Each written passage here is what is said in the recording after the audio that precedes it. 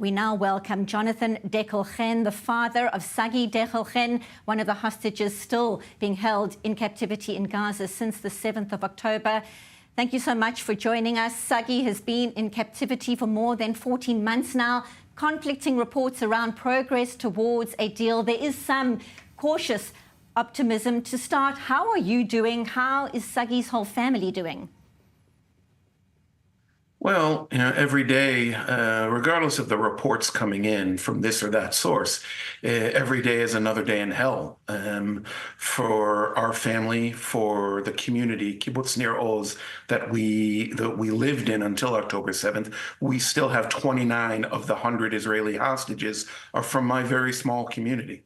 We're doing the best we can, but there are no answers for Sagui's three little girls, aged 1, 3, and 7, or for any of the other families of hostages, our 29 or the rest of the 100. Judging by what has been for the last year with the Israeli government, what is being said, for the meantime, I can only see it as lip service and not real intention on our side, to say nothing of Hamas, to complete a deal that will get all of the hostages home, those who might still be alive, and the bodies of those who have already been murdered. And of course, time is of the essence. Earlier today, as you will well know, Donald Trump's Middle East envoy warned during a visit to the region it would be not a pretty day. That's a quote. If the hostages held in Gaza were not released before the inauguration, Steve Witkoff saying he hopes and prays there would be a ceasefire before the president-elect takes office, which is, of course, on the 20th of January. What is your sense of the pressure out of Washington to secure a deal for the American hostages and all the hostages right now? Well, clearly there's been a change of tone, at least, between the outgoing administration, the Biden administration, and the incoming Trump administration. What exactly that's going to yield, we will see. We are thankful, I believe, all of the hostage families, to President Trump last Monday coming out with a very strong statement in his expectation that all sides, not just Hamas, but all sides will do the work that's necessary to get all of the hostages home, not just the Americans, get all of the hostages home and end the war in Gaza. From what you are saying, that was only amplified today by his incoming envoy to the Middle East. That gives us a little bit of optimism, but at the end of the day, it's not the American president or his envoys who have to sign an agreement.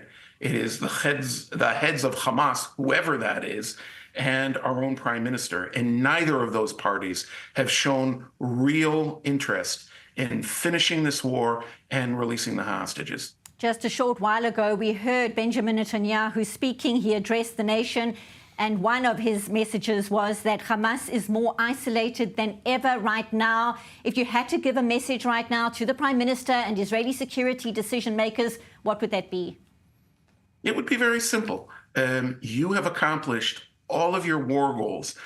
All of our enemies, including Hamas, have been severely degraded. It is time for you to prove, not just in words, but in actions, that your primary war goal was to return the hostages. This is the last opportunity to get anyone home alive.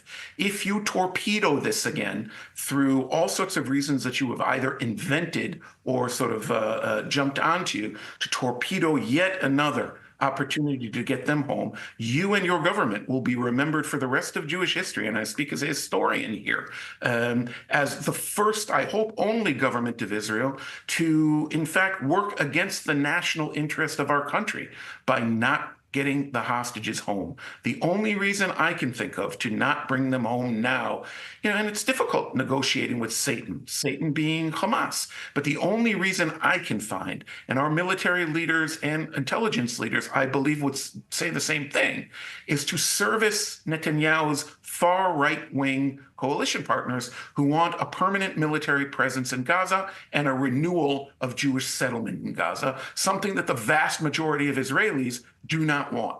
And all of that would be at the price of the lives of our 100 hostages who still remain in Gaza.